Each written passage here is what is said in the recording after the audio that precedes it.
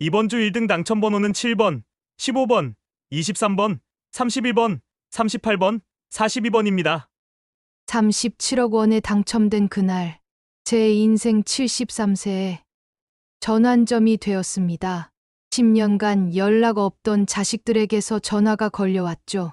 2024년 10월 12일 토요일 저녁 8시 47분, 인천광역시 계양구 효성동 낡은 다세대 주택 2층.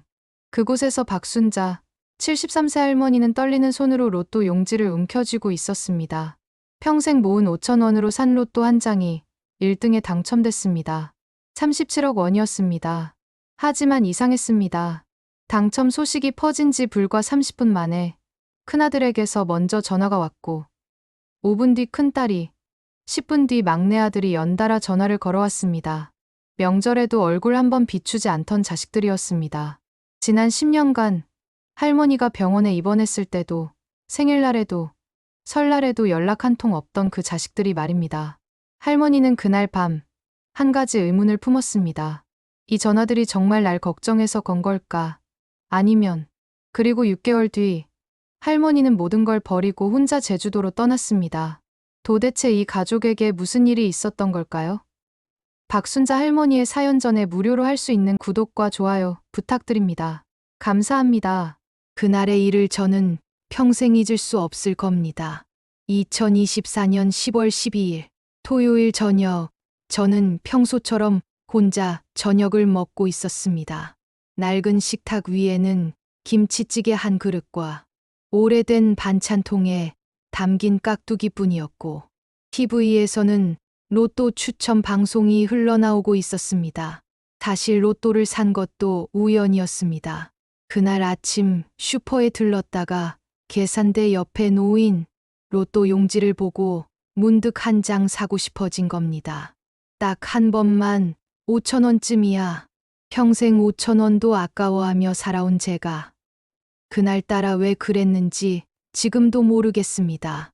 이번 주 1등 당첨 번호는 7번, 15번, 23번, 31번, 38번, 42번입니다. 아나운서의 목소리가 거실에 울려 퍼졌습니다. 저는 그저 심심풀이로 지갑 속 로또 용지를 꺼내 들었습니다. 그리고 숫자를 하나씩 확인하는 순간 손이 멈췄습니다. 7번 맞았습니다. 15번 또 맞았습니다. 23번, 31번, 38번, 42번. 전부 다 맞았습니다. 이게 무슨...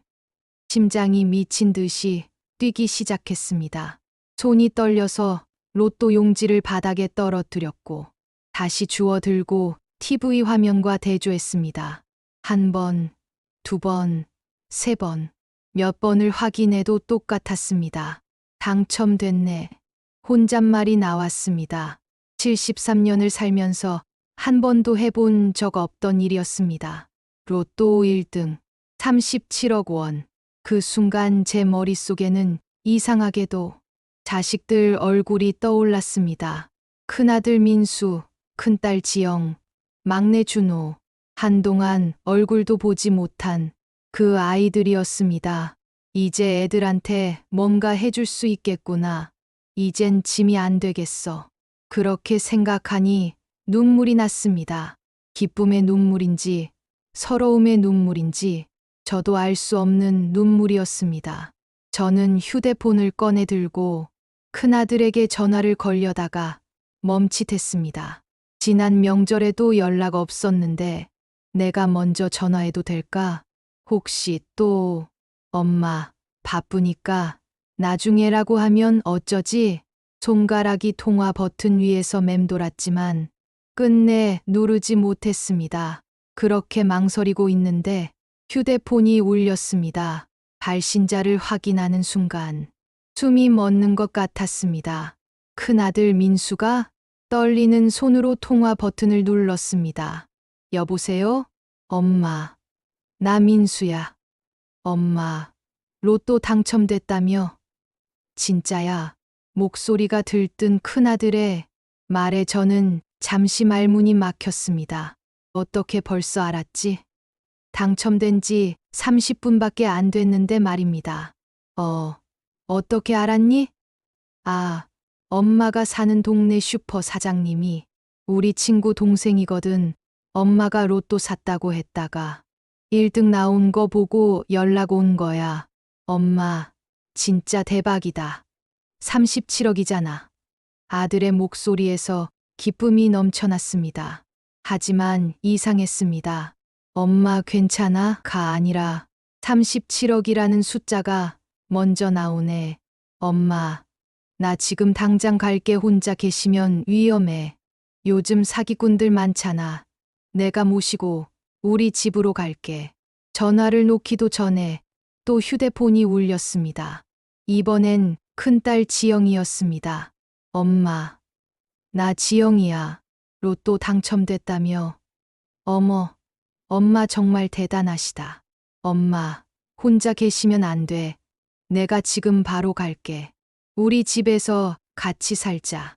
지영이도 벌써 알았어? 5분 뒤엔 막내 준호에게서도 전화가 왔습니다. 엄마, 나 준호야. 엄마, 당첨됐다는 거 들었어. 엄마 미안해. 그동안 연락 못해서. 엄마, 나 지금 가도 돼? 세 아이 모두에게서 10년 만에 처음 듣는 목소리였습니다. 저는 휴대폰을 꽉 쥔 채 거실 소파에 주저앉았습니다. 가슴 한편이 따뜻해지면서도 동시에 묘하게 서늘한 기분이 들었습니다. 이 아이들이 정말 날 보러 오는 걸까? 아니, 안 돼. 이런 생각을 하면 안 돼. 내 자식들인데 설마 엄마 돈만 노리고 오겠어? 하지만 머릿속에서는 계속해서 의문이 피어올랐습니다. 왜 하필 오늘 당첨된 날 전화가 왔을까요? 왜 10년간 한 번도 안 오던 아이들이 갑자기 모시겠다고 할까요? 왜 엄마 건강은 어때? 가 아니라 37억이라는 숫자가 먼저 나왔을까요? 저는 천천히 일어나 부엌으로 갔습니다. 설거지를 하려고 수도꼭지를 틀었지만 물소리만 요란할 뿐 손은 멈춰 있었습니다. 싱크대 위에 놓인 낡은 그릇들을 내려다보며 저는 작게 중얼거렸습니다. 제발 제발 내 걱정이 기우이길. 하지만 가슴 한편에서는 이미 알고 있었습니다. 이 행복이 진짜가 아닐지도 모른다는 것을.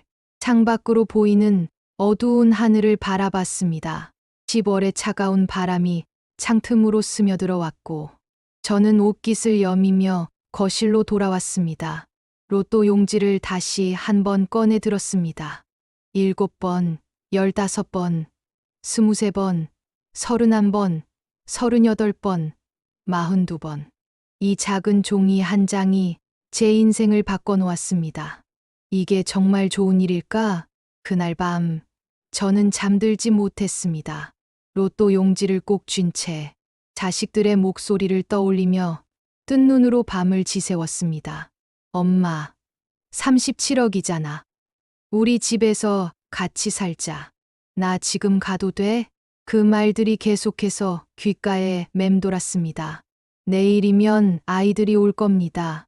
과연 그 아이들은 진짜 엄마를 보러 오는 걸까? 새벽 4시 잠들지 못한 채 창밖을 바라보며 저는 처음으로 깨달았습니다. 이 당첨이 축복이 아니라 시험일지도 모른다는 것을. 다음 날 아침 집 앞이 시끄러웠습니다. 엄마, 나왔어. 큰아들 민수의 목소리였습니다. 시계를 보니 아침 8시. 평소 같으면 출근 시간인데 오늘은 일찍 또 왔습니다. 문을 열자 민수가 서 있었습니다. 깔끔한 정장 차림에 고급 구두를 신고 손에는 커다란 과일 바구니를 들고 있었습니다. 엄마, 잘 주무셨어요? 제가 백화점에서 제일 비싼 과일 샀어요. 엄마 좋아하시는 샤인머스켓이랑 한우 세트도요. 이 아이가 내가 샤인머스켓 좋아한다는 걸 어떻게 알았지? 사실 저는 한 번도 샤인머스켓을 먹어본 적이 없습니다. 비싸서 살 엄두도 못 냈거든요. 고맙다. 민수야, 들어와. 민수는 제 작은 집을 둘러보더니 미간을 살짝 찌푸렸습니다. 엄마, 여기서 계속 사셨어요? 이렇게 좁고 낡은 데서 내가 진작 모셔갈 걸. 10년 동안 한 번도 안 왔으면서 그 생각이 목구멍까지 올라왔지만 꾹 삼켰습니다. 엄마, 이거 봐요. 민수가 가방에서 두꺼운 팸플릿을 꺼냈습니다. 표지에는 프리미엄 실버타운이라는 글자가 반짝반짝 빛났습니다. 여기 강남에 있는 최고급 요양시설인데 1인실에 간호사 24시간 상주하고 병원도 바로 옆에 있어요. 운동 프로그램도 있고요. 엄마 같은 분들이 편하게 지내실 수 있게 다 되어 있어요. 요양원, 그 단어를 듣는 순간 가슴이 철렁했습니다. 나를 요양원에 보내려고? 월 500만 원인데 엄마 37억 있으시잖아요. 충분히 여유 있게 사실 수 있어요. 제가 다 알아봤어요. 저는 팸플릿을 받아들며 물었습니다. 민수야, 엄마랑 같이 살 생각은 없니? 민수의 얼굴이 순간 굳었습니다. 아, 그게, 엄마, 우리 집은 좀 좁아서요. 그리고 애들 학원도 있고, 아내도 직장 다니고, 그것보다 이런 전문 시설이 엄마한테 훨씬 좋아요. 안 그래요? 그때 초인종이 또 울렸습니다. 이번엔 큰딸 지영이었습니다. 엄마, 오빠 벌써 왔네? 나도 왔어. 지영은 화려한 명품 옷을 입고 큰 쇼핑백을 들고 들어왔습니다. 엄마, 이거 엄마 드리려고 샀어요. 샤넬 가디건이에요. 엄마도 이제 좀 멋지게 입으셔야죠. 저는 그 가디건을 받아들었습니다. 가격표가 그대로 붙어 있었습니다. 280만 원. 280만 원이면 내가 세 달치 생활비로 쓰는 돈인데, 그리고 엄마, 저도 생각해 봤는데요. 엄마 혼자 계시면 위험해요. 요즘 보이스피싱도 많고 사기꾼들도 많잖아요. 엄마, 우리가 재산 관리 좀 도와드릴게요. 지영이 웃으며 말했지만 그 미소가 왠지 낯설게 느껴졌습니다. 오빠, 그치. 엄마 혼자 관리하시기엔 금액이 너무 크잖아. 우리가 전문가 소개시켜 드리고 통장도 우리가 관리해 드리면. 민수가 고개를 끄덕였습니다. 맞아. 엄마, 요즘 노인 대상 범죄 진짜 많아요. 우리가 엄마 재산 지켜드려야죠. 내 재산을 이 아이들이 관리한다고? 그때 막내 준호도 도착했습니다. 셋이 모두 모이자 집 안이 갑자기 북적거렸습니다. 엄마, 나 왔어. 준호는 다른 형제들과 달리 초라한 모습이었습니다. 구겨진 점퍼에 피곤한 얼굴. 하지만 손에는 두꺼운 서류, 뭉치를 들고 있었습니다. 엄마, 이거 사업 계획서인데 엄마가 조금만 투자해 주시면 나 다시 일어설 수 있어. 저번에 실패한 건 운이 안 좋아서 그런 거고 이번엔 확실해. 저는 준호의 얼굴을 바라봤습니다. 이 아이도 결국 돈 때문에 온 거구나. 세 자식이 모두 모인 저녁 식탁. 저는 정성껏 된장찌개를 끓이고 생선을 구웠습니다. 손주들이 어렸을 때 해주던 음식이었습니다. 하지만 아무도 제대로 먹지 않았습니다. 민수는 핸드폰만 들여다봤고 지영은 음식 사진만 찍어서 SNS에 올리더니 젓가락을 내려놓았고 준호는 밥을 몇 숟가락 뜨다가 말았습니다. 엄마, 음식이 좀 짜네요. 지영이 물을 마시며 말했습니다. 요즘 노인분들 간 조절 잘 못하시잖아요. 엄마, 건강 검진 한번 받아보세요. 민수가 거들었습니다. 맞아. 엄마 나이에 치매 검사도 받아보셔야 해요. 요즘 조기 진단이 중요하대요. 치매 검사. 그 말에 숟가락을 쥔 손에 힘이 들어갔습니다. 나를 치매 환자로 만들려고? 그때 민수의 아내가 조심스럽게 말했습니다. 어머님, 제 친구 남편이 변호사인데요. 재산 관리랑 상속 문제 상담 한번 받아보시는 게 어때요? 미리미리 정리해 두시는 게 좋잖아요. 상속, 로또에 당첨된 지 하루도 안 됐는데 벌써 상속 이야기가 나왔습니다. 저는 천천히 숟가락을 내려놓았습니다. 애들아, 세 자식이 저를 바라봤습니다. 엄마가 물어봐도 될까? 너희는 정말 엄마가 보고 싶어서 온 거니? 아니면 말을 잇지 못하고 멈췄습니다. 차마 돈 때문에 온 거니? 라는 말이 목구멍에서 나오지 않았습니다. 엄마, 무슨 소리예요? 당연히 엄마 보고 싶어서 왔죠. 지영이 손을 잡으며 말했지만 그 손이 차갑게 느껴졌습니다. 엄마, 우리가 바빠서 자주 못 왔을 뿐이지. 엄마 생각 안 한 날이 없어요. 민수도 말했지만 눈빛은 다른 곳을 향하고 있었습니다. 그날 밤 아이들은 모두 제 집에서 잤습니다. 오랜만에 자식들과 한 집에서 자는 날이었습니다. 하지만 저는 잠들 수 없었습니다. 새벽 2시쯤 목이 말라 부엌으로 가는데 거실에서 속삭이는 소리가 들렸습니다.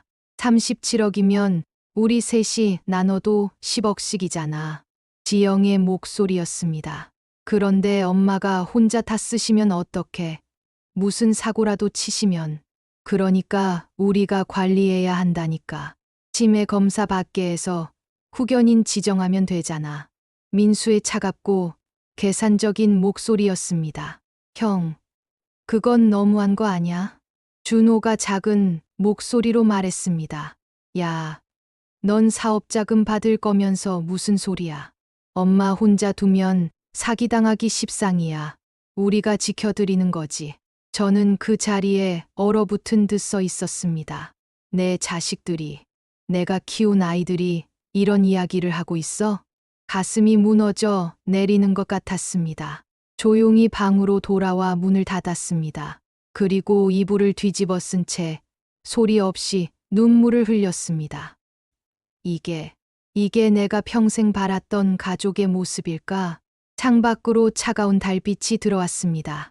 그날 밤 저는 처음으로 생각했습니다. 이 돈이 저주인지도 모른다고.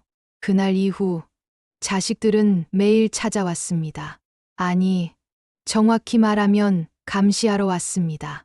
제가 어디를 가든 무엇을 하든 누구를 만나든 항상 누군가가 옆에 붙어 있었습니다. 엄마, 오늘 어디 가세요? 엄마, 누구 만나세요? 엄마, 통장 어디 두셨어요? 하루는 제가 평소처럼 슈퍼에 장을 보러 가려고 했습니다. 현관문을 여는데 민수가 막아섰습니다. 엄마, 제가 같이 갈게요. 혼자 나가시면 위험해요. 아니다. 괜찮아. 엄마 혼자 다녀도 돼. 엄마, 요즘 노인 대상 범죄 많다니까요. 제가 차로 데려다 드릴게요. 결국 민수가 따라왔습니다. 슈퍼에서 장을 보는 내내 제 옆에 붙어서 제가 무엇을 사는지 일일이 확인했습니다. 내가 죄수라도 된 것 같네. 다음 날은 지영이 왔습니다. 손에는 또 서류 뭉치를 들고서요. 엄마, 이거 좀 보세요. 재산관리 서비스 계약서예요. 여기 사인만 하시면 전문가가 엄마 돈 안전하게 관리해줘요. 서류를 펼쳐보니 복잡한 법률 용어들이 가득했습니다. 이게 무슨 내용이니? 아, 그냥 엄마 재산을 우리가 대신 관리해드린다는 거예요. 엄마 혼자서 37억 관리하시기 힘드시잖아요. 내 돈을 이 아이들이 관리한다고? 엄마, 빨리 사인하세요. 이거 안 하시면 나중에 문제 생겨요. 지영의 목소리가 점점 강압적으로 변했습니다. 엄마가 좀 생각해보고 할게. 엄마, 생각할 게 뭐가 있어요. 우리가 엄마 위해서 이러는 건데. 지영이 소리를 지르는 순간 저는 뒤로 물러섰습니다. 제 딸이 이렇게 무섭게 느껴진 건 처음이었습니다. 준호는 매일 사업 이야기만 했습니다. 엄마, 5억만 투자해주면 1년 안에 20억 만들어 드릴게요. 엄마도 큰 돈 벌 수 있어요. 엄마, 나 이번엔 진짜 자신 있어. 형이랑 누나는 요양원이니 재산 관리니 하는데 나는 엄마 돈 불려드릴게요. 하루하루가 지옥 같았습니다. 자식들은 번갈아가며 찾아와서 돈 이야기만 했습니다. 요양원 이야기, 재산 관리 이야기, 투자 이야기. 아무도 엄마, 오늘 기분 어때요? 라고 묻지 않았습니다. 아무도 엄마, 요즘 어디 아프신데 없어요? 라고 걱정하지 않았습니다. 그저 37억이라는 숫자만 보고 있었습니다. 어느 날 저녁, 저는 혼자 앉아 오래된 사진첩을 꺼내봤습니다. 민수가 초등학교에 입학하던 날 사진. 제가 새벽 5시에 일어나 도시락을 싸고 낡은 옷이지만 깨끗이 빨아 입혀서 학교에 보낸 날이었습니다. 지영이 대학교 합격증을 들고 웃던 사진. 제가 2년간 식당 설거지를 해서 모은 등록금으로 보낸 대학이었습니다. 준호가 첫 월급을 받아 제게 고기를 사주던 날 사진. 엄마, 이제 내가 효도할게라고 했던 그 아이였습니다. 대체 언제부터 이렇게 된 걸까? 사진 속 아이들은 순수하고 예뻤습니다. 엄마를 사랑한다고 평생 효도하겠다고 했던 아이들이었습니다. 그런데 지금은 어떻습니까? 엄마가 아니라 37억을 보고 있는 아이들이 되어 있었습니다. 눈물이 났습니다. 사진을 쓰다듬으며 중얼거렸습니다. 내가 뭘 잘못한 걸까? 그때 휴대폰이 울렸습니다. 민수였습니다. 엄마, 내일 병원 예약했어요. 치매 검사 받으러 가요. 엄마는 치매 아니야. 엄마, 예방 차원에서 받는 거예요. 다들 받아요. 내일 오전 10시에 제가 모시러 갈게요. 전화를 끊고 저는 한참을 멍하니 앉아 있었습니다.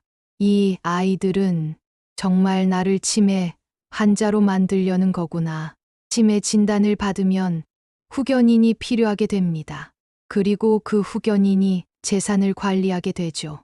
나를 무능력자로 만들어서 내 돈을 가져가려는 거야. 그 순간 분노가 치밀어 올랐습니다. 평생 이 아이들을 위해 살았습니다. 내 인생은 없었습니다. 오직 자식들만 보고 달려왔습니다. 새벽 시장에서 멸치를 날랐습니다. 식당에서 설거지를 했습니다. 남의 집 청소를 했습니다. 손이 부르트고 허리가 휘고 무릎이 망가졌습니다. 그렇게 번 돈으로 자식들 학교 보내고 결혼시키고 사업자금 대주고 제 노후는 생각도 못했습니다. 자식들이 잘 되는 게 제 행복이라고 생각했습니다. 그런데 이게 뭡니까? 자식들은 엄마가 아니라 돈만 보고 있었습니다. 이건 아니야. 이건 정말 아니야. 저는 천천히 일어나 방으로 갔습니다. 옷장 깊숙한 곳에 숨겨둔 낡은 보따리를 꺼냈습니다. 그 안에는 오래된 사진 한 장이 들어 있었습니다. 제주도 바닷가에서 찍은 사진. 20대 때 신혼여행으로 갔던 곳이었습니다. 남편과 함께 웃으며 찍었던 그 사진. 남편은 그때 말했습니다. 여보, 나중에 늙으면 제주도에 가서 살자. 바다 보면서 조용히 살자. 하지만 남편은 40대에 세상을 떠났고 저는 그 꿈을 잊고 살았습니다. 사진을 꽉 쥐며 저는 중얼거렸습니다. 여보, 이제 당신 말대로 할게. 이제 나도 내 인생 살아도 되겠지? 그날 밤 저는 결심했습니다. 더 이상 자식들에게 끌려다니지 않기로. 더 이상 돈 때문에 이용당하지 않기로. 이제는 박순자라는 한 사람으로 살기로. 새벽 4시 잠들지 못한 채 창밖을 바라봤습니다. 동쪽 하늘이 조금씩 밝아오고 있었습니다. 이제 준비해야겠어. 제가 할 일은 명확했습니다. 첫째, 자식들이 제 돈을 함부로 건드리지 못하게 해야 합니다. 둘째, 제가 원하는 삶을 살 수 있는 계획을 세워야 합니다. 셋째, 이 집을 떠나야 합니다. 그래, 떠나야 해. 이곳에 있으면 계속 이렇게 살게 될 거야. 책상 서랍을 열고 공책 한 권을 꺼냈습니다. 그리고 천천히 글을 쓰기 시작했습니다. 나, 박순자의 계획. 펜을 쥔 손이 떨렸지만 글자는 또렷했습니다. 73년 만에 처음으로 제 인생의 주인이 되기로 결심한 아침이었습니다. 계획을 세우던 그날 오후 뜻밖의 방문객이 찾아왔습니다. 할머니, 문을 열자 손녀 하늘이가 서 있었습니다. 대학생이 된 하늘이는 깔끔한 청바지에 티셔츠 차림으로 할머니를 닮은 또렷한 눈빛으로 저를 바라봤습니다. 하늘아, 어떻게 왔니? 할머니, 로또 당첨되셨다며요. 축하드려요. 하늘이가 환하게 웃으며 제 손을 잡았습니다. 그런데 이상했습니다. 다른 가족들처럼 얼마 당첨되셨어요? 라고 묻지 않았습니다. 할머니, 요즘 괜찮으세요? 아빠랑 고모, 작은아빠가 매일 여기 온다던데. 하늘이의 눈빛에 걱정이 어려 있었습니다. 응, 괜찮아. 할머니, 거짓말하지 마세요. 할머니 표정 보면 다 알아요. 하늘이는 제 옆에 앉으며 조용히 말했습니다. 저도 다 들었어요. 아빠가 할머니 치매 검사 받게 하려고 한다는 것도, 고모가 재산 관리 서류에 사인하라고 한다는 것도. 할머니, 힘드시죠? 그 말에 눈물이 터져 나왔습니다. 자식들 앞에서는 참았던 눈물이 손녀 앞에서는 멈출 수 없었습니다. 하늘아, 할머니가 뭘 잘못한 걸까? 평생 저 아이들 위해 살았는데. 할머니 잘못 없어요. 잘못한 건 어른들이에요. 하늘이가 제 등을 토닥이며 말했습니다. 할머니 기억하세요. 제가 초등학교 3학년 때 부모님이 이혼 위기였잖아요. 그때 할머니 집에서 1년 살았던 거.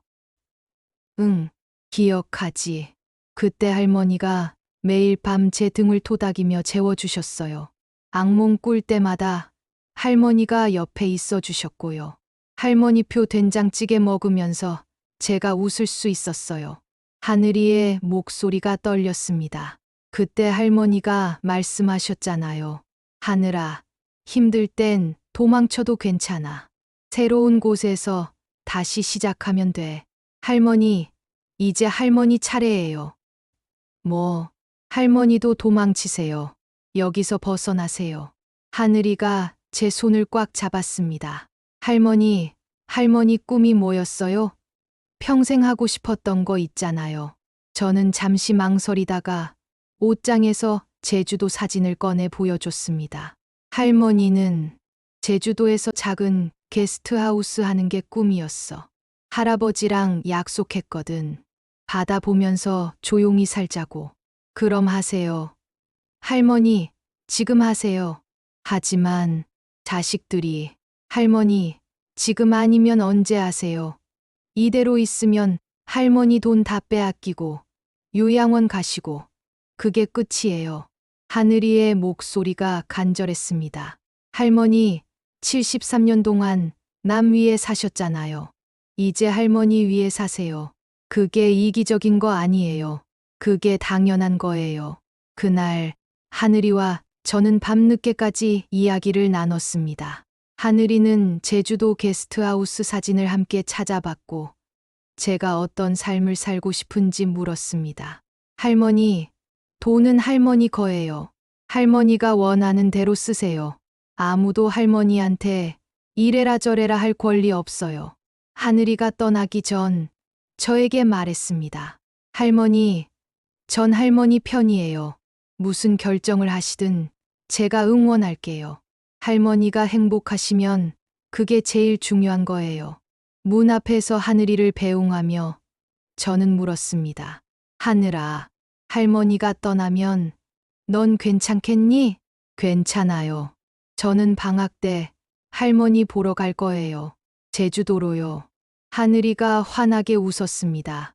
할머니, 73세에 새로운 인생 사는 거 너무 멋있잖아요. 전 그런 할머니가 자랑스러워요. 하늘이가 떠나고 저는 다시 공책을 펼쳤습니다. 그래, 이제 진짜 시작이야.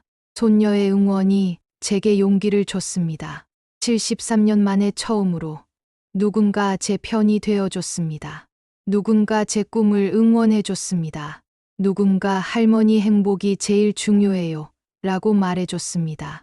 저는 펜을 들고 써 내려갔습니다. 1 로또 당첨금 수령하기, 2 아동복지시설에 10억 기부, 3 제주도 한옥 게스트하우스 매입 20억, 4 자식들에게 2억씩 총 6억, 5 하늘이에게 1억. 계획은 명확했습니다. 이제 실행만 남았습니다. 일주일 후 저는 자식들을 불렀습니다. 다 같이 모여라. 엄마가 할 말이 있다. 세 자식이 모두 왔습니다. 얼굴에는 기대감이 가득했습니다. 아마도 드디어 돈을 나눠주시나라고 생각했겠죠. 거실 테이블에 둘러앉은 자식들을 보며 저는 천천히 입을 열었습니다. 애들아, 엄마가 너희한테 물어볼 게 있다. 엄마, 무슨 말씀이세요? 민수가 긴장한 표정으로 물었습니다. 너희, 엄마가 언제 마지막으로 병원 입원했는지 아니? 세 자식 모두 침묵했습니다. 작년 10월이었어. 폐렴으로 2주간 입원했지. 그때 엄마가 너희한테 전화했어. 3번씩이나. 근데 아무도 안 왔더라. 엄마, 그때 바빴어요. 지영아, 내 학원은 그때 방학이었어. 엄마가 확인했거든. 지영의 얼굴이 굳었습니다. 민수야, 너는 그때 회사 워크숍 갔다고 했지. 근데 병실에 문병 온 동네 슈퍼 사장님이 그러시더라. 그날 남양주 골프장에서 너 봤다고. 민수가 고개를 숙였습니다. 준호야, 너는 사업이 힘들다고 했지. 근데 그 시기에 내가 강남에서 친구들이랑 술 마신 거 엄마가 다 알아. 준호의 입술이 파르르 떨렸습니다. 저는 천천히 일어나 옷장에서 낡은 상자를 꺼냈습니다. 이게 뭔지 아니? 그게 뭔데요? 너희가 초등학교, 중학교, 고등학교 다닐 때 엄마한테 쓴 편지들이야. 상자를 열자 수십 통의 편지가 나왔습니다. 색바랜 편지지들이었습니다. 하나를 꺼내 읽었습니다. 엄마, 나는 엄마가 세상에서 제일 좋아. 나중에 커서 꼭 효도할게. 엄마는 내 영웅이야. 민수야, 내가 초등학교 5학년 때 쓴 편지야. 민수의 눈이 붉어졌습니다. 또 하나를 꺼냈습니다. 엄마, 엄마 덕분에 대학 갔어. 평생 이 은혜 못 갚을 거야. 엄마, 사랑해. 지영아, 내가 대학 합격하고 쓴 편지지. 지영이 고개를 돌렸습니다. 마지막 하나를 꺼냈습니다. 엄마, 내가 사업 꼭 성공해서 엄마 호강시켜 드릴게. 엄마는 나한테 전부야.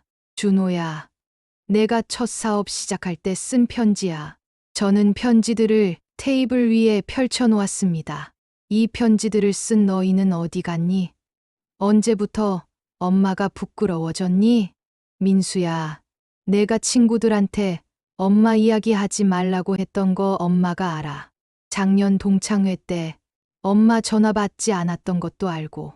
민수가 고개를 들지 못했습니다. 지영아, 내가 남편한테 우리 엄마 시골 사람이라 그래라고 말한 거 엄마가 들었어. 그때 얼마나 가슴이 아팠는지 아니? 지영이 눈물을 흘렸습니다.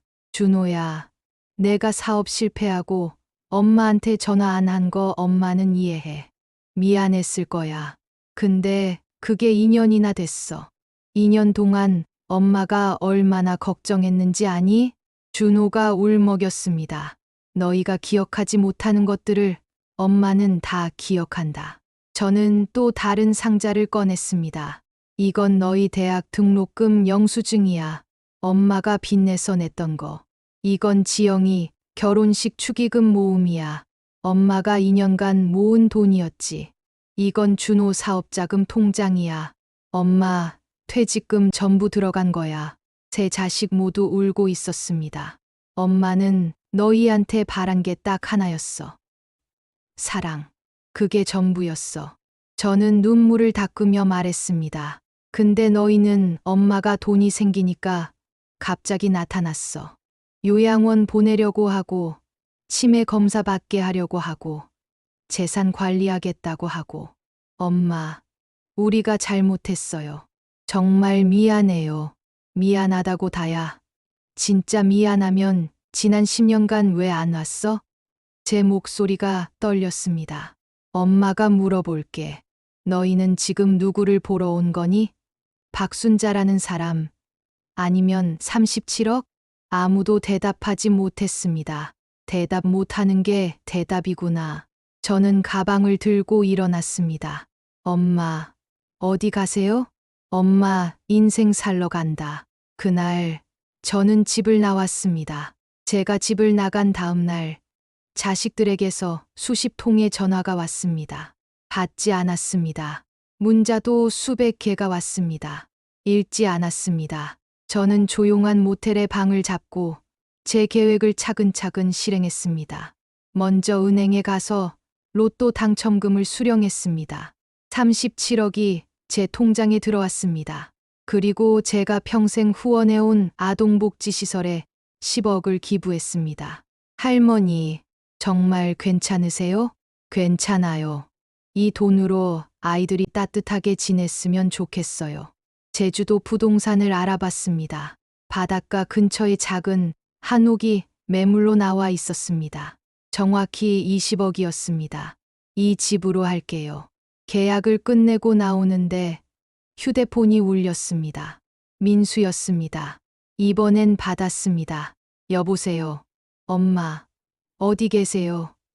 집에 안 계시잖아요. 엄마, 볼일 보고 있어. 엄마, 제발 집에 돌아오세요. 우리 잘못했어요. 다시는 그러지 않을게요. 민수야, 너 지금 뭐 때문에 전화한 거니? 엄마, 걱정돼서요. 정말, 민수야, 솔직하게 말해봐. 엄마 돈 걱정되는 거 아니니? 엄마, 그게 아니라, 그게 맞구나. 전화를 끊으려는데 민수가 소리쳤습니다. 엄마, 법적으로 자식에게 재산 상속할 의무 있어요. 엄마 마음대로 못해요. 그 말에 온몸이 얼어붙었습니다. 뭐라고? 엄마, 우리한테도 권리가 있어요. 유류분 청구할 수 있어요. 저는 전화를 끊었습니다. 법적으로. 권리. 유류분. 내 자식이 나한테 법 이야기를 하고 있습니다. 그날 저녁, 새 자식이 제가 묵고 있는 모텔을 찾아왔습니다. 엄마, 문 열어요. 문을 두드리는 소리가 요란했습니다. 엄마, 우리 이야기 좀 해요. 저는 문을 열었습니다. 새 자식의 얼굴에는 더 이상 미안함이 없었습니다. 그저 분노와 배신감만 가득했습니다. 엄마, 아동복지시설에 10억 기부했다며요?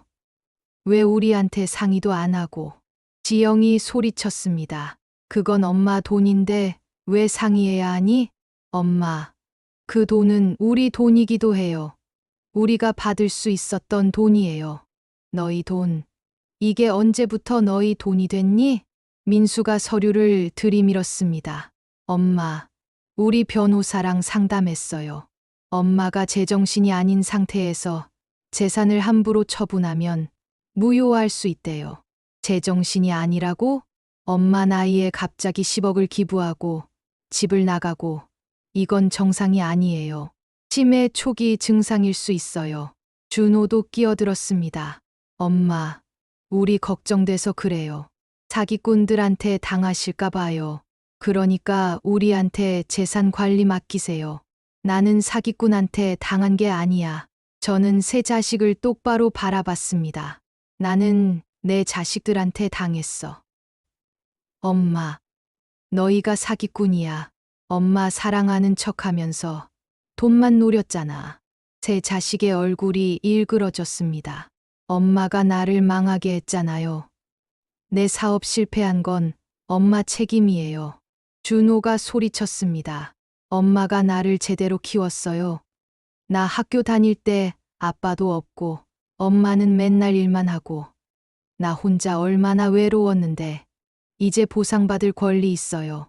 지영도 울부짖었습니다. 엄마, 법적으로 자식한테 재산 상속 안 하면 우리가 소송 걸 수 있어요. 끝까지 가실 거예요? 민수가 차갑게 말했습니다. 저는 그들을 바라보며 깨달았습니다. 내가 키운 게 자식이 아니라 괴물이었구나. 나가. 엄마. 나가라고. 다시는 엄마 앞에 나타나지 마. 저는 문을 쾅 닫았습니다. 그리고 그날 밤 결심했습니다. 이제 정말 끝이라고. 더 이상 이 아이들에게 무너지지 않겠다고. 그날 밤 저는 마지막 결정을 내렸습니다. 모텔 방에 앉아 편지지를 꺼냈습니다. 펜을 쥔 손이 떨렸지만 써야 할 말들은 명확했습니다. 민수, 지영, 준호에게. 첫 문장을 쓰는 순간 눈물이 떨어져 종이를 적셨습니다. 손등으로 눈물을 닦고 다시 펜을 들었습니다. 너희를 키우며 엄마가 가장 행복했던 순간을 기억하니? 민수야, 내가 초등학교 운동회에서 1등 했을 때 엄마한테 달려와서 엄마 덕분이야 라고 했던 그날. 지영아, 내가 대학 합격증 들고 울면서 엄마를 안았던 그날. 준호야, 내가 첫 월급으로 엄마한테 고기를 사주며 이제 내가 효도할게라고 했던 그날. 그때 엄마는 정말 행복했어. 내 인생이 헛되지 않았다고 생각했지. 하지만 언젠가부터 너희는 달라졌어. 엄마가 부끄러워졌고 엄마를 피하기 시작했어. 엄마는 그게 슬펐어. 하지만 이해하려고 했어. 너희도 너희 삶이 있으니까. 근데 이번에 로또에 당첨되고 나서 엄마는 깨달았어. 너희가 보고 싶어 했던 건 엄마가 아니라 돈이었다는 걸. 엄마를 요양원에 보내고 치매 환자로 만들고 재산을 빼앗으려 했던 너희. 법으로 엄마를 협박하고 엄마를 괴물 취급했던 너희. 그게 너희의 진심이었구나. 이제 엄마는 결정했어. 37억 중 10억은 내가 평생 후원해온 아동복지시설에 기부했어. 부모 없이 자라는 아이들이 따뜻하게 지내길 바라는 마음이야. 남은 돈은 이제 내 인생을 위해 쓸 거야. 73년 동안 한 번도 나를 위해 살아본 적 없었거든. 너희에게 남겨주는 건 2억씩.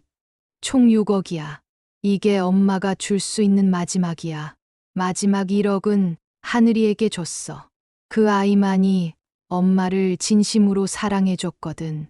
너희에게 미안한 게 하나 있다면 너희를 이렇게 키운 게 엄마 잘못이라는 거야. 사랑만 주면 되는 줄 알았어. 돈만 벌어주면 되는 줄 알았어. 하지만 엄마는 너희에게 가장 중요한 걸 가르치지 못했어. 사람을 사랑하는 법. 이제 엄마는 간다. 너희가 찾지 못할 곳으로. 다시는 연락하지 마라. 엄마는 이제 너희의 엄마가 아니라 박순자라는 한 사람으로 살 거야. 건강하게 살아라. 엄마가 편지를 다 쓰고 저는 한참을 그 글자들을 바라봤습니다. 이게 정말 끝이구나. 73년을 살면서 자식과 이별하는 편지를 쓸 줄은 몰랐습니다. 다음 날 새벽, 저는 자식들이 자고 있는 제 집으로 조용히 돌아갔습니다.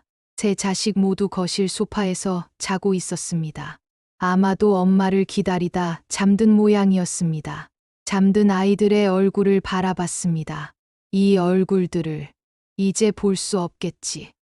민수의 이마를 쓰다듬고 싶었지만 손을 거뒀습니다. 지영의 머리카락을 정리해주고 싶었지만 참았습니다. 준호의 어깨에 담요를 덮어주고 싶었지만 그러지 않았습니다. 이제 정말 끝이야. 거실 테이블 위에 편지를 놓았습니다. 그 옆에는 기부 증서와 자식들 명의로 된 2억씩의 계좌이체 내역서를 두었습니다. 마지막으로 집 안을 둘러봤습니다. 30년을 살았던 이 집, 자식들을 키웠던 이 집, 웃음도 있었고 눈물도 있었던 이 집. 안녕. 현관문을 조용히 열고 나왔습니다. 뒤돌아보지 않았습니다. 제주행 비행기 표는 이미 끊어놨습니다. 그로부터 3시간 후, 민수가 제일 먼저 깼습니다. 엄마. 엄마. 아무 대답이 없었습니다. 테이블 위에 편지를 발견한 민수는 그것을 집어들었습니다. 편지를 읽는 민수의 얼굴이 점점 창백해졌습니다. 형, 이게 뭐야? 준호가 일어나 편지를 빼앗아 읽었습니다. 10억 기부. 나머지는 엄마가 쓴다고? 우리한테는 2억씩. 하늘이한테 1억? 지영이 벌떡 일어났습니다. 뭐라고? 제 자식은 서류들을 확인했습니다. 기부 증서, 계좌이체 내역, 모두 진짜였습니다. 미쳤어. 엄마가 정말 미쳤어. 지영이 소리를 질렀습니다. 10억 기부하고 나머지는 자기가 쓴다고? 우리한테는 2억밖에 안 남았다고? 민수가 휴대폰을 꺼내 엄마에게 전화를 걸었습니다. 고객님의 요청에 의해 수신이 거부되었습니다. 전화도 안 받아. 번호까지 바꿨어. 엄마 어디 간 거야? 찾아야 돼. 준호가 소리쳤습니다. 어디로 갔는지도 안 써놨잖아. 어떻게 찾아? 민수가 편지를 다시 읽으며 말했습니다. 하늘이, 그래. 하늘이한테 물어보면 돼. 그 애가 뭔가 알 거야. 하늘이한테 준 1억도 받아내야 돼. 지영이 주먹을 쥐었습니다. 전부 내 잘못이야. 내가 엄마를 너무 몰아붙였어. 지영이 민수를 비난했습니다. 너는 재산 관리하겠다고 난리 쳤잖아. 너희 둘 다 문제야. 나만 조용히 있었어. 준호가 소리쳤습니다. 가족은 서로를 원망하기 시작했습니다. 그 순간 그들은 깨달았습니다. 엄마가 떠나버렸다는 것을, 어디로 갔는지도 모른다는 것을, 다시는 돌아오지 않을 거라는 것을, 그리고 자신들이 엄마를 잃었다는 것을. 돈 때문에 6개월이 흘렀습니다. 2025년 4월, 제주도 서귀포 한적한 마을, 바다가 보이는 작은 한옥 앞에 순잔의 쉼터라는 간판이 걸려 있습니다. 새벽 5시, 저는 눈을 떴습니다. 평생 습관처럼 이 시간에 일어났지만 이제는 다릅니다. 일하러 일어나는 게 아니라 바다를 보러 일어납니다. 마루에 앉아 따뜻한 차 한 잔을 들고 저 멀리 수평선을 바라봤습니다. 아침 햇살이 바다를 붉게 물들이고 파도 소리가 귓가에 들려옵니다. 여보, 우리 약속 지켰어요. 남편 사진을 마루 옆 작은 탁자에 놓아뒀습니다. 매일 아침 이렇게 인사를 합니다. 순자 씨, 일찍 일어나셨네요. 옆집 정숙 씨가 바치를 하러 나오며 손을 흔들었습니다. 네, 정숙 씨. 오늘도 날씨 좋네요. 오늘 저녁에 우리 집에서 고기 구워요. 순자 씨도 오세요. 고마워요. 제가 된장찌개 끓여갈게요. 이웃들과 이렇게 편하게 지내는 게 얼마만인지 모르겠습니다. 여기서는 제가 그냥 박순자입니다. 게스트하우스는 크지 않습니다. 방 3개의 공용 거실, 작은 부엌. 하지만 제게는 완벽합니다. 할머니, 아침 식사 정말 맛있었어요. 어제 체크인한 젊은 부부가 식탁을 정리하며 말했습니다. 고마워요. 천천히 쉬다 가세요. 할머니는 여기 오기 전에 뭐 하셨어요? 그냥 살았지. 평생 일만 하고 애들 키우고. 지금은요? 지금은 나를 위해 살아. 젊은 부부가 미소 지었습니다. 할머니, 멋있으세요. 멋있다는 말 처음 들어보네.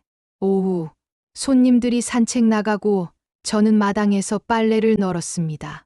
짠내 나는 바다, 바람이 불어왔습니다. 가끔은 자식들 생각이 납니다. 지금 뭘 하고 있을까?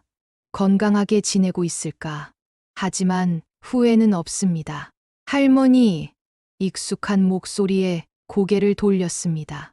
손녀 하늘이가 배낭을 메고 서 있었습니다. 하늘아, 저는 하늘이를 꽉 안았습니다. 보고 싶었어요. 나도. 저녁, 하늘이와 함께 해변을 걸었습니다. 할머니, 여기 정말 좋아요. 표정도 완전 달라졌어요. 그래? 네. 예전엔 항상 걱정하시는 것 같았는데 지금은 편안해 보이세요. 우리는 바위에 앉아 노을을 바라봤습니다. 하늘아, 아빠는 어떻게 지내니? 조심스럽게 물었습니다. 하늘이가 잠시 침묵하다가 말했습니다. 아빠가 제게 할머니 어디 계시냐고 물어봤어요. 모른다고 했어요. 그냥 할머니 잘 살게 내버려 두시라고만 했어요. 고마워, 하늘아. 아빠랑 고모, 작은 아빠. 아직도 서로 싸워요. 누구 잘못이라고. 그래. 할머니, 후회 안 하세요? 저는 잠시 생각했습니다. 아니, 후회는 없어. 정말요? 응. 70년 넘게 남을 위해서만 살았거든. 이제는 나를 위해 사는 거야. 석양이 우리를 비췄습니다. 하늘아, 할머니가 이제야 깨달았어. 뭐요? 내가 박순자라는 사람이라는 걸. 누구의 엄마도 누구의 할머니도 아니고 그냥 박순자. 하늘이가 제 손을 꽉 잡았습니다. 73년 동안 나는 민수 엄마, 지영이 엄마, 준우 엄마였어. 하늘이 할머니였고 저는 하늘이를 바라봤습니다. 근데 여기 와서 처음 알았어. 내가 박순자라는 걸. 그리고 박순자도 행복할 자격이 있다는 걸. 하늘이가 눈물을 흘렸습니다. 할머니, 저도 나중에 할머니처럼 살고 싶어요. 그래, 그렇게 살아. 내 인생은 내 거야. 우리는 한참을 바다를 바라봤습니다. 파도가 밀려왔다 밀려가고 석양이 점점 깊어졌습니다. 하늘아, 배고프지? 들어가서 저녁 먹자. 네, 할머니 된장찌개 먹고 싶어요. 그래, 할머니가 끓여줄게. 게스트하우스로 돌아가는 길, 하늘이가 물었습니다. 할머니, 행복하세요? 저는 잠시 멈춰 섰습니다. 행복한가? 자식들과 떨어져 있고, 외롭다고 느낄 때도 있고, 가끔 밤에 눈물 흘릴 때도 있습니다. 하지만 동시에 아침에 바다를 보며 차를 마실 수 있고, 이웃들과 웃으며 이야기할 수 있고, 손님들에게 음식을 해줄 수 있습니다. 그리고 무엇보다, 이제는 제가 제 인생의 주인입니다. 응, 행복해. 그 대답은 진심이었습니다. 저녁 식사를 마치고, 하늘이는 방에서 쉬고, 저는 다시 마루에 앉았습니다. 밤 바다는 낮과 다른 얼굴이었습니다. 고요하고 깊고 신비로웠습니다. 여보, 나 잘하고 있는 거 맞죠? 남편 사진을 바라보며 중얼거렸습니다. 바람이 불어왔습니다. 마치 대답처럼. 저는 미소 지었습니다. 박순자, 73세. 73년 만에 처음으로 제 이름으로 살고 있습니다. 그리고 그것이 제 인생에서 가장 아름다운 시작이었습니다. 만약 여러분이 저 박순자였다면 어떤 선택을 하셨을까요? 가족이란 무엇일까요? 피로 맺어진 관계일까요? 아니면 진심으로 이어진 관계일까요? 댓글로 여러분의 생각을 들려주세요. 이 영상이 공감되셨다면 구독과 좋아요로 응원 부탁드립니다. 감사합니다.